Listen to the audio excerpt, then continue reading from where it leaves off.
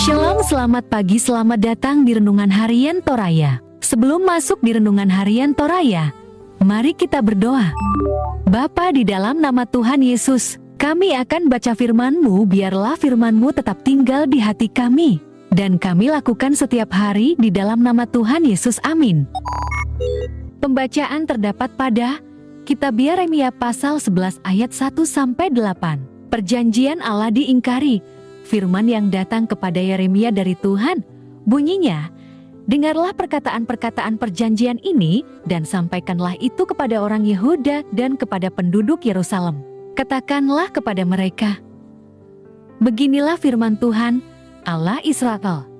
Terkutuklah orang yang tidak mendengarkan perkataan-perkataan perjanjian ini, yang telah kuperintahkan kepada nenek moyangmu pada waktu mereka kubawa keluar dari tanah Mesir, dari dapur peleburan besi, dengan berfirman, dengarkanlah suaraku dan lakukanlah segala apa yang kuperintahkan kepadamu, maka kamu akan menjadi umatku dan aku akan menjadi Allahmu, sehingga aku dapat menepati sumpah yang telah kuikrarkan kepada nenek moyangmu untuk memberikan kepada mereka tanah yang berlimpah-limpah susu dan madunya, seperti halnya pada waktu ini. Lalu jawabku, begitulah hendaknya, ya Tuhan, berfirmanlah Tuhan kepadaku.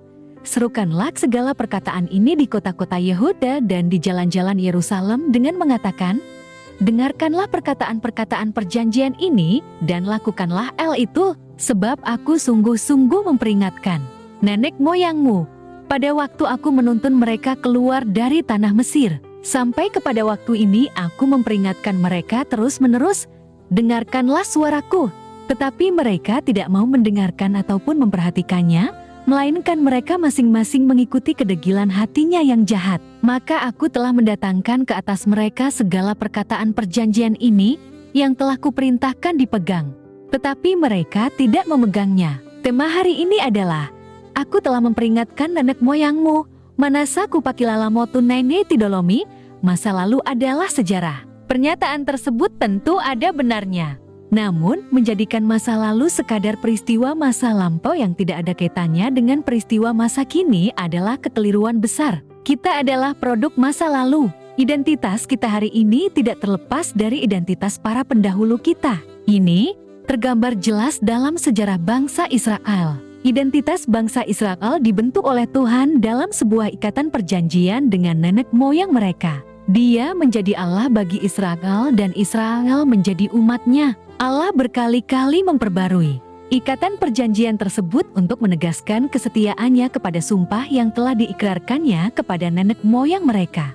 Akan tetapi, Israel sebagai umat Tuhan juga berkali-kali tidak taat. Mereka tidak mau mengarahkan telinga kepada suara Tuhan. Mereka terus hidup dalam kejahatan dan kedegilan hati. Mereka menolak melakukan perintah Tuhan. Ayat ke-8. Allah yang kita imani bukan hanya Allah sejarah, melainkan juga Allah yang menyejarah. Dia yang hadir dan memperdengarkan suaranya kepada para pendahulu kita adalah Dia yang juga terus memperdengarkan suaranya kepada kita, kini dan di sini. Dalam konteks perayaan pekabaran Injil di Gereja Toraja, keterbukaan para pendahulu kita kepada suara Tuhan telah menjadi berkat bagi kita hari ini. Sekarang, kita menikmati sebuah status baru, yakni status sebagai umat Tuhan. Dia terus memperdengarkan suaranya dan memanggil kita hidup dalam kekudusan dan ketataan.